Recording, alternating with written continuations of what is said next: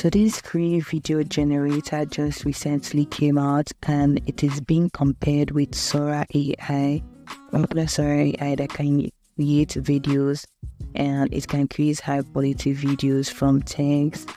It can do a whole lot of things. It is very versatile too. It's also free. So let's try it out and see. I already have an account, but if you want to create an account, it is very easy. You just use your Google account to create an account. And when you create an account, it's going to bring you into this interface. As you can see, I've already created some videos. So let us try and create a video right now. So when you're using the free version, you'll be given 5 daily generations.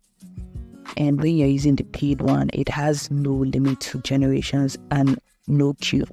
So due to we are using the free version, we are going to be waiting a while before our video can fully generate. So let's wait for it to generate. So our video has finished creating. Let's see what it's created. So I think it did pretty well. I think it did pretty well.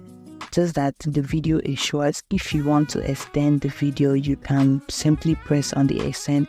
And if you want to download the video, you can simply press on the download, and it will download straight to your laptop and to your computer or to your phone, any device that you're using basically. So that's the end of this video. If you like this video, please like and subscribe for more tools and links